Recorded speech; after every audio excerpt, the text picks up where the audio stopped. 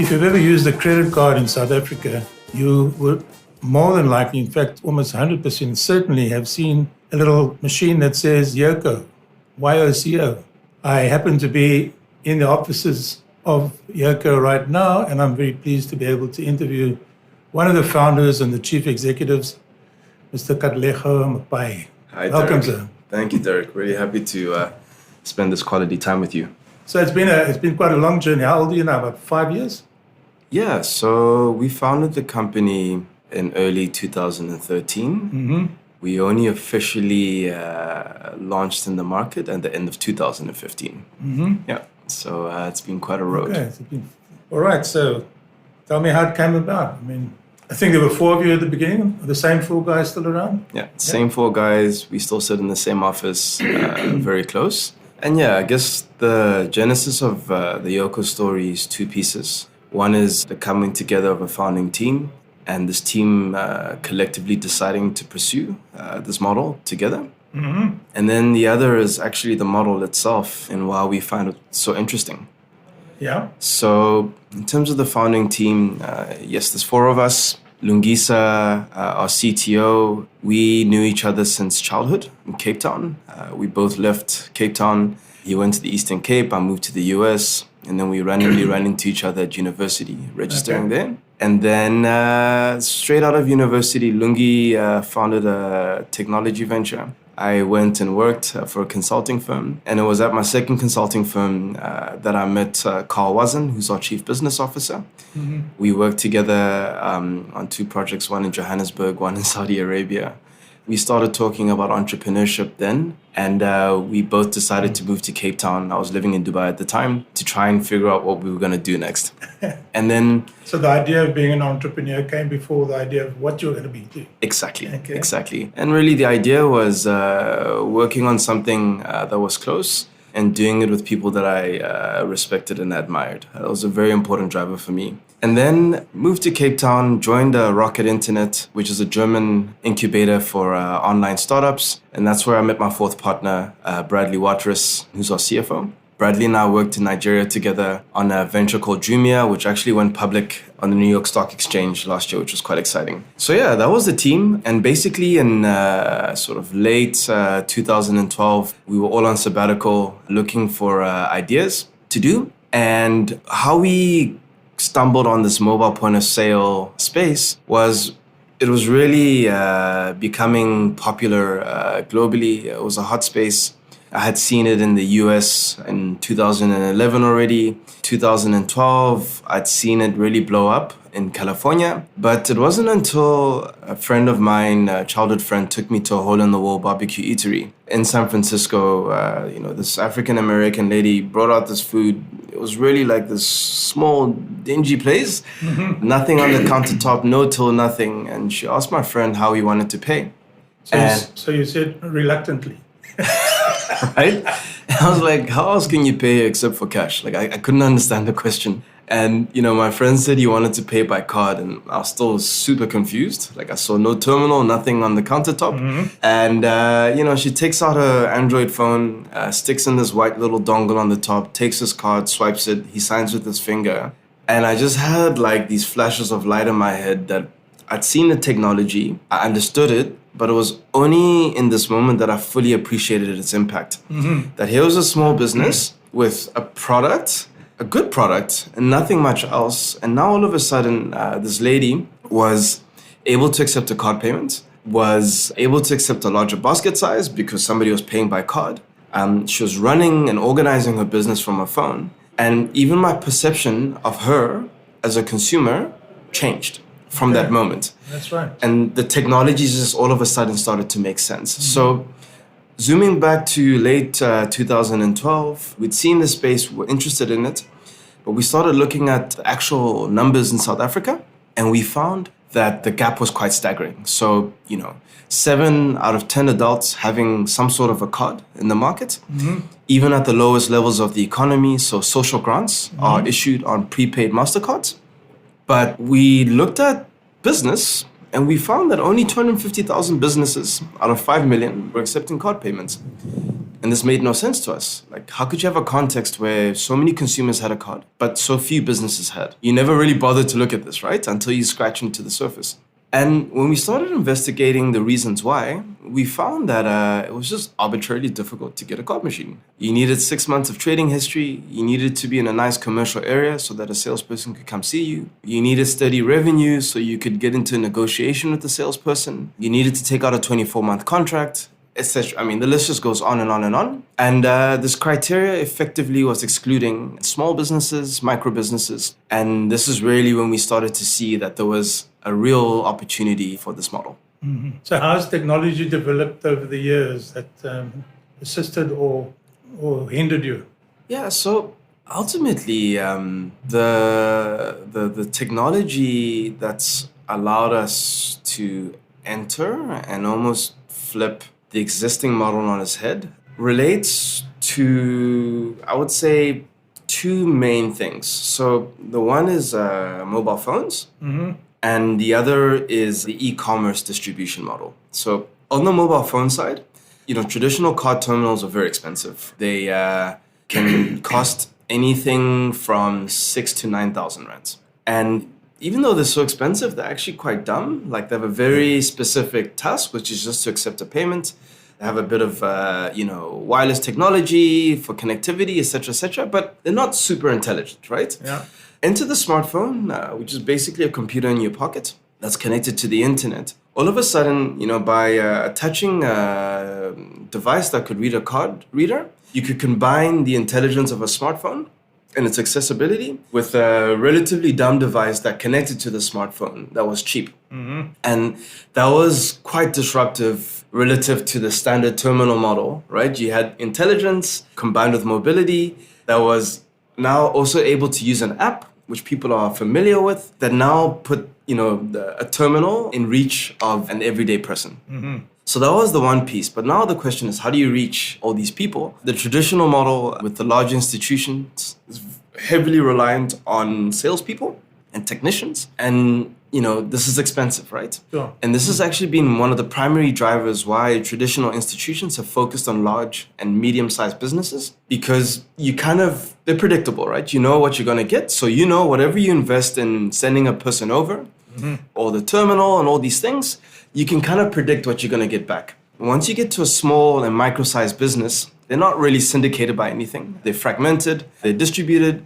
So you need to rethink how you're going to reach these folks, because you can't use an expensive people-heavy model. So we looked at e-commerce, this idea that you can go online, buy something, it's shipped to your door, and you can use it. So that was an important strand for us. And so all we did is we applied an e-commerce model to how we got our devices out and designed a process where somebody could sign up by themselves. They didn't need a human to assist them. And they could get this device, plug it into their phone, and start accepting transactions without a human needing to come to assist them. And that dramatically reduced our cost of acquisition. It also meant that because we're using couriers and the like, we could reach all parts of the country. Mm-hmm. And that's really been, from an access perspective, our biggest innovation. Okay. So give me an idea how many businesses are using your stuff right now? So since officially launching the company at the end of 2015, we had about 500 businesses in our beta over the course of that year. We recently crossed the 70,000 mark across the country. And now, adding about 1,000 businesses a week to the platform. Is that right? Yes. Uh-huh. That's interesting. And I see you're, judging by the size of your offices, you've grown a bit in numbers since I was last year. Yes. And yes. So how many people work? So we employ about 160 people full-time in the business. We have an office here in Cape Town. Mm-hmm. We actually have 2 offices in Cape Town. So one here in the CBD and then one in the southern suburbs, in Westlake. Okay. Because there's such a big traffic issue between the neighborhoods that we wanted to have a satellite space just to, have a better proposition for our engineers. Yeah. And then we also have an office in Johannesburg, and we're opening up additional field offices in Pretoria and Durban. There are going to be more. Okay. Yes. So you've got a lot of people, and I guess many of them most of them are very smart tech-wise. Yes. Young, smart, millennials. So I remember coming to a birthday party of yours maybe a year ago. Yes. And when I walked in, there were probably about 60 or 70 people there. And I think I increased the average age in the room by about 10 years. so, so you have these young, smart people. How difficult is it to manage them? They're such a fascinating generation. I mean, I'm partially a part of them, but I think, You are definitely part of them. Maybe that makes it easy. well, I think I'm still part of the generation that was pre the 2008 financial crisis. So, as in, I started working in 2006, and that was a different world, right? Post 2008, this idea of purpose in your work has really become a dominant theme because after the financial crisis, a lot of younger people were let down. Job opportunities weren't quite the same. Growth opportunities weren't quite the same. And the job for life concept evaporated as well.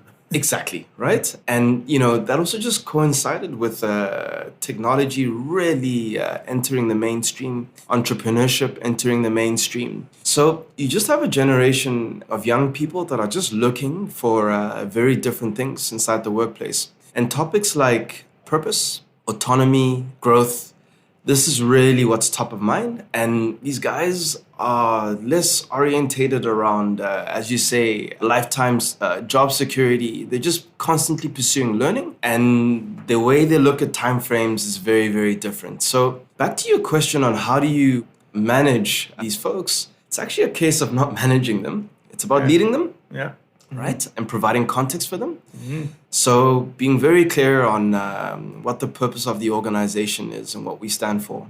Giving them the tools that they need in order to get their work done. Setting ambitious goals and giving them the space to get there, like allowing them to be creative. Understand that these guys grew up on the internet. Yeah. They grew up on search. So how they think about learning is very different, right? I'm still part of a generation that had to rely on the library and encyclopedias until high school, right? Yeah. The internet really only started becoming prevalent when I was in university. So the way these millennials learn is very, very different. And as a result, they're extremely dynamic. They just need a goal. They will figure out how to get there. You just need to give them the tools. You need to give them the parameters and they'll figure out the rest. And that's how they thrive. So there's such an exciting group of people to lead, because they actually solve the problems. That's wonderful. Yeah. So if you get a bunch of smart people in the room, you're going to have a whole set of diverse opinions. And if it's like any other progressive business, those opinions will lead to conflict from time to time. Exactly. How do you manage that conflict? The diversity of opinions is obviously a good thing, but I suppose somewhere along the line, somebody's got to call the shots. So how do you manage the process of, or rather the conflict resolution thing? So first things first, you have to be clear on your core values, right? And your purpose and your vision has to be clear. Yeah? So what's our purpose here? It's enabling people to thrive. This purpose actually predates the starting of the company. The company is actually just a vehicle for us to achieve that purpose, right? And that's what it remains. And that's very clear in the business. And then vision, open commerce. So we are working to open up commerce for all. Whoever wants to participate is invited. Working on the context of inclusion and not exclusion. And moving away from this business paradigm of scarcity and zero sum. And through to a paradigm that we're building a new pie, this growth. And as our merchants or our business owners succeed, we succeed. Nobody's losing in the equation, right? So this is very, very important for us. And then when we start getting into our core values, we have 4. So the first is staying connected, just being human, whether it's with each other, with our customers, other entrepreneurs, the community. We actually think this is the magic in the business, right? And really, for me, this is the core of relevance, right? If you add a human dimension to things and you listen and you seek perspective, this is also where trust is built. And then the next core value is making space to explore. So we expect everyone in the business to constantly figure out how they can do their jobs better. There's always a better way, right? Yeah. And it's within this thinking and also in a bit of this mess that innovation is found. And really the purpose of all of this is to go deep, to build or get to some sort of a big picture. And then the next value is keeping it simple. So there's no point exploring and connecting with people if you're not trying to synthesize to get to some simple truth. right? And simplicity is very, very important to us here. If we aren't keeping it simple, if we're not striving to build intuitive products, we're failing, right? And then the final thing is mastery. So mastering your craft, polish, getting better and better at doing things, going deep, and being proud of the work that we're producing. So these 4 things act as a formula for us to grow and to succeed. And in many respects, this is the same formula that we apply to make decisions. Right? It's objective, it's clear, it's something that we've applied over and over again. It's a pattern that we see that consistently leads to results for us. So the reason I describe these things and really want to emphasize them here is once you have these things, decisions become a lot easier. And even if you're having a hectic debate to develop commitment, applying this formula means that we get to the right outcomes. Correct. So one of my questions was going to be, how do you foster innovation? But I think you just answered that. Exactly. Let the people do the job and find a better way themselves. Exactly. Wonderful. But there's still a lot of room for us to innovate within the business, and this is more about mindset. Yeah. So let's be honest. We have a conservative culture in South Africa. It starts at school. It permeates in institutions. It's also like a lot of comfort with the status quo, right? Especially if you're on the side of privilege. So, what we're trying to do here is really trying to get into what drives risk aversion, what drives a culture of safety. And in many respects, through these core values, we're setting the parameters and we're saying within these parameters, innovate, right? Push the envelope, go further. But from a mindset perspective, this is something that we're constantly having to reinforce. It's not an easy thing, especially as the company's growing. Okay. Yeah. So if you had to give yourself a score out of 10 as a desirable place to work for the kind of people that you want to attract, what score would you give yourself? I would say we're at a 8 out of 10.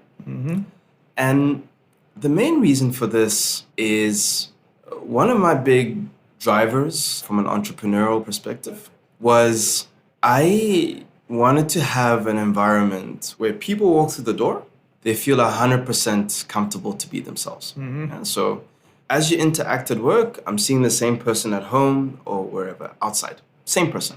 And I think this is fundamental. One of the things I struggled with growing up, looking at institutions, whether it was school or other jobs, was there's predisposition to create archetypes, right, that represent the institution, and this desire to create this sense of homogeneity.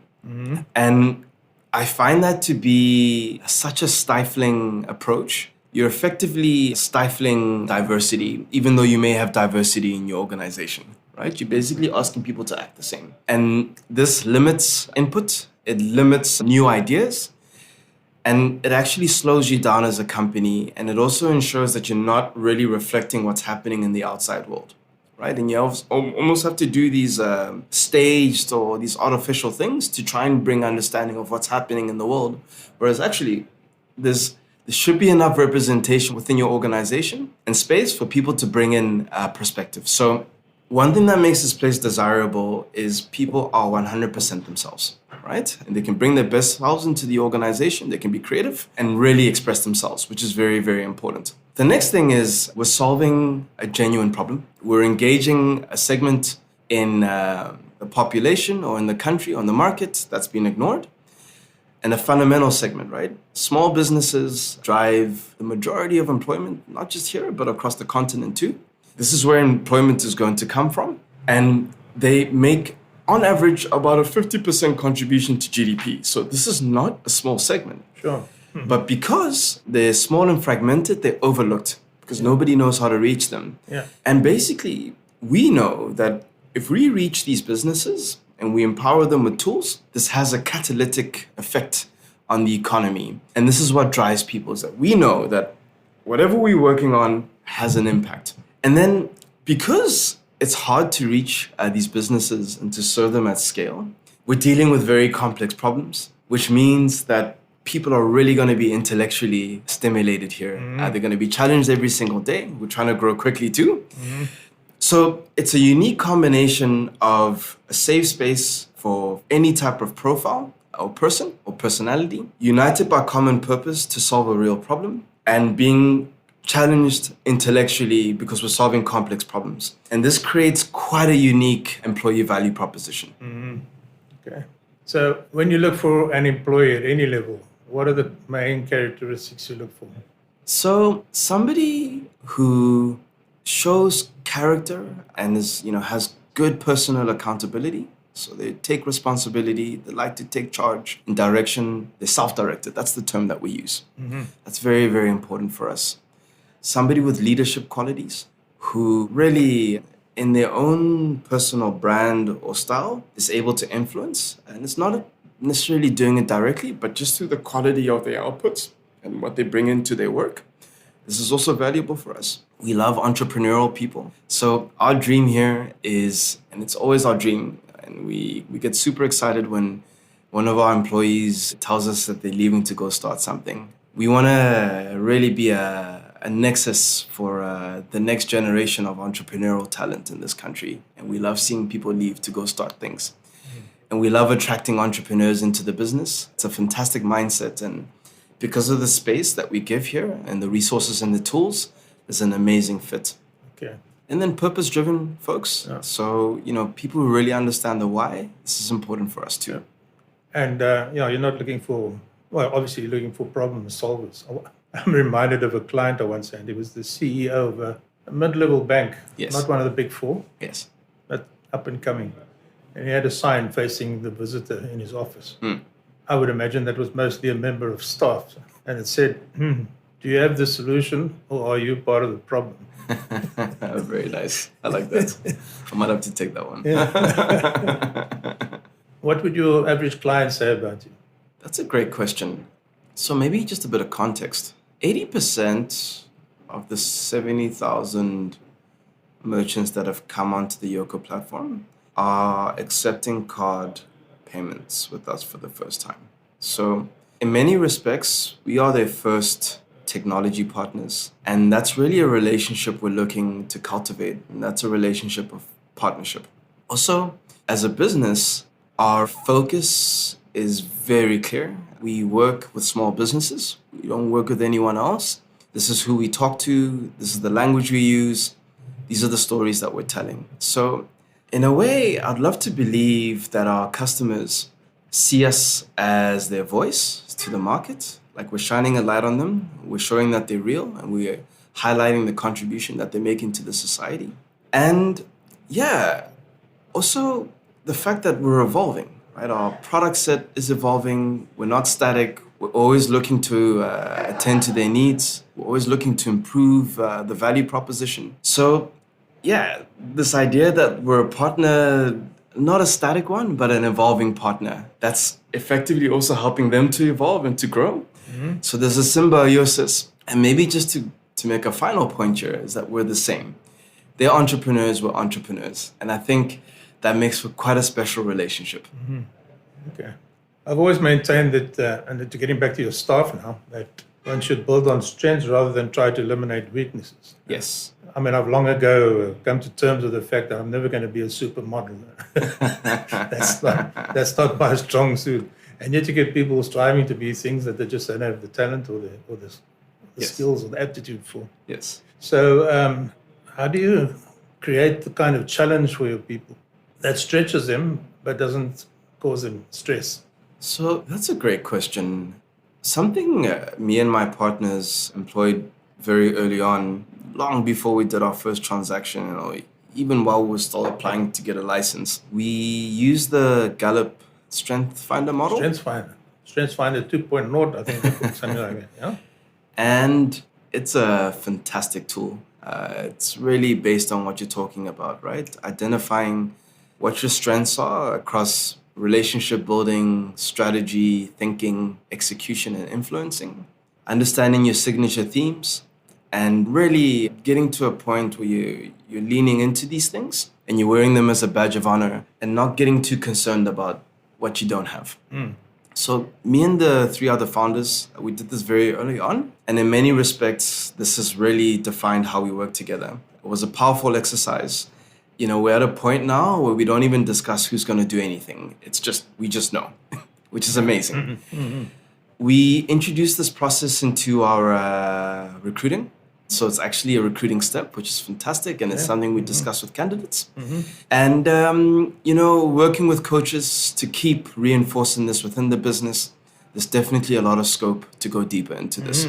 So that's one layer. I think the way I try and think about talent and fit, competencies and all these things is across 3 layers. So as a person, you have a set of competencies and strengths, right? And you either have them or you don't, but you have them. And then there's a role or a job to be done, and you need to fit these things. And I see the job of leaders and managers as constantly looking for the fit between these things. And this is very important. And then the third thing is autonomy, right? So if you have these things in balance, you're able to give maximum autonomy. And this is really when somebody's able to shine, right? And in terms of the organization, we have a strategy, we have a set of goals. And if you're able to fit a person's competencies with the right role and give them the right level of autonomy, and you make sure that this role fits into the objectives of the business, and the objectives of the business are clear, and ours are clear too. We want to double every year. Yeah, that's everyone knows that here. That's what we're working towards. Double every year, you say? Double every year. Then you get to the right balance. Doubling's not easy, but it's clear. So it provides the right level of stretch. But if the stretch is done within the context of role fit and competencies and the right level of autonomy, you get to the right balance. Okay.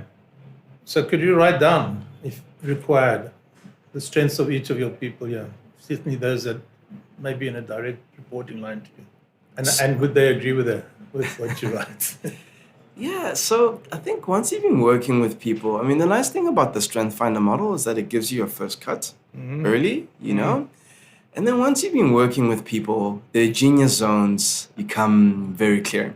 And yeah, I'll definitely be able to do that. And what's been interesting is in recent performance discussions and cycles, this has actually been my orientation is, are we putting you in a space where you get to play in your genius zone? And I see that now as my primary role as a leader, right? And if we're not doing that, I'm failing you, right? And this for me is a much stronger and relevant and encouraging performance discussion than one where failing at X because actually this is not your strength or this is not what energizes you, but we have you doing this and it's not going so well. That's not a great discussion, and it impacts morale. It actually pulls somebody further away from their strengths because they try and double down on what they're not good at because the ego starts to come in now. I have to prove. And so now you're actually depleting energy. Whereas the discussion that, hey, I see you're very strong at this. How can we get you to do more of this? And get somebody else to sort of pick up where you're not so strong, but they love that stuff. And this is this is what needs to be happening inside an organization. Kind of synergy. Yeah. So on another note, a broad question. What is your opinion of the general business environment in South Africa at the moment? So I think let's not focus just at the moment. Sure. I think over the last year or two. Even over a longer context, I think what's happening is we have structural issues. We've had them for a long time. I just feel like what's happening now is people are starting to see them. Right? So there's a reality check and a reckoning that's happening in the country, but I think we've had problems for a long time. So if I were to go back all the way to sanctions, you had a closed economy, and what happens within a closed economy? You have these conglomerates, you have monopoly, you have oligopoly. That's almost forming out of necessity. And businesses need to organize themselves because they can't step on each other's toes. So you get into a very anti-competitive context where alignment on who's going for which segments, alignment on pricing starts to happen. It's my opinion that even after the economy opened up in the 90s, I don't think this mindset around business and this mentality actually changed because it just became indentured. So it's actually my opinion that South Africa is not a competitive economy, right? I think you see the illusion of competition, but you mostly see cooperation, even if it's from a distance. And this is, for me, one of the main reasons why in the last 20 years, you can almost count on your one hand what have been sort of the breakout organizations, likes of Capitec and Discovery. But I can't really think of many more. Sure. Right? So that's just simply not enough for an emerging market. There should be a lot more breakout organizations. Another challenge that we have here is that capital is highly concentrated. There's only a few places you can go to if you want to get money. Yeah. And this is extremely stifling. Also, going back to the days of sanctions, there were big capital controls restricting the flow of money in and out of the country. It's very difficult for money to leave, which, you can argue protected us a bit from the financial crisis and the like. But the challenge with having these exchange controls is if it's difficult for money to leave, it's difficult for money to come in because people don't know if their money can go out, right? Exactly. So you start creating this bubble. So this has further compounded the concentration of capital within the country. And this is, for me, another reason why you have a handful of breakout companies. And even there, you can, if you track back to where the sources of capital come from, you start seeing kind of the same picture. So my view about South Africa is this is not a country that's set up for growth, right, at a policy level. Capital controls, the flow of talent. Our immigration policy does not look like a market or a country that's thinking about growth. The difficulty it is to bring in highly skilled people from abroad who want to come here. Yeah? So there's a significant advantage that we have over the rest of the continent. People want to come here. Highly skilled people want to come here. The red tape, the difficulty, we're basically telling people don't come, right? And if we have skills gaps here, especially at a particular level of the economy, many countries, whether it was in Asia, even the US, LATAM, your ability to bring in highly skilled folks to come participate, pass down skills, they have no sort of vested interest in the old, right? Yeah. They just by being here, they're passing skills, they're mentoring people. You start to shortcut a process of skills redistribution. In an internal context, you're dealing with the politics of the past, people wanting to protect fiefdoms and all these things. People coming in from the outside, they don't care. They just want to come work, yeah? So we were not set up for growth, on a small business context, lots of red tape. I also say this economy is predicated on compliance. And this is almost how we're trying to grow. So I keep joking that South Africa is run by accountants and lawyers, right? Mainly lawyers. And also, this is also what's celebrated, right? Going to university, I was encouraged to study accounting. This was kind of the preeminent thing that was encouraged from a business perspective. I'm sorry, but accounting and auditing is a retrospective view. It's not a forward-looking view on how you look at a business, right? It has a role to play, but it's not a forward-looking, innovative view. It's not meant to be, right? You are looking to be a trusted party that's validating the numbers of a business and its operations. You're not a strategic function that's trying to chart the way through which a business is trying to operate and how you allocate capital to do this. So these are structural problems that are in education, that are in policy, that are in the way that we're set up. And this is the real problem, in my opinion. It's not just simply a case of corruption issues in the government, etc. This is just one piece of the problem. And my concern is that we have not gotten to a point where we're talking about these things and really addressing them. We're addressing the periphery. And even now, I still see that the topics around growth are we're still attempting to address them through compliance. And this is not how it works. Growth comes through innovation and creating a context to which people can innovate, right? And where people can fail and can try things. And we haven't gotten to a point yet as a country where we're doing these things. Just to add to that, I mentor a couple of entrepreneurs. Yes. Well, more than two, when I say a couple. They've all had problems with being paid very slowly by corporates. And problems with SARS, trying to register for VAT. That's a mission. And they're not treated well by SARS. I mean, one lady, for instance, went in for registration. She had a 2-hour appointment.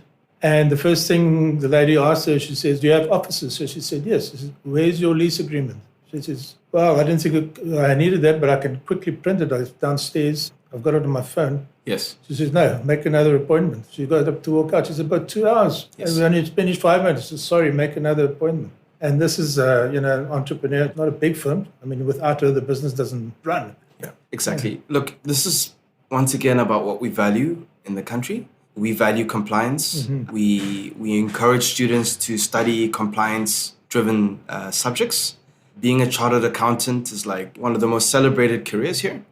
So there's a culture. And as a result, if that's the culture, then in the equation that you just described right now, yes, the compliance officer is the most important person in that discussion, not the business owner who's employing people.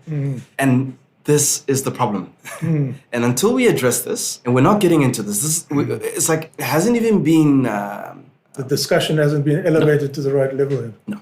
And I think the people up there don't see it. No.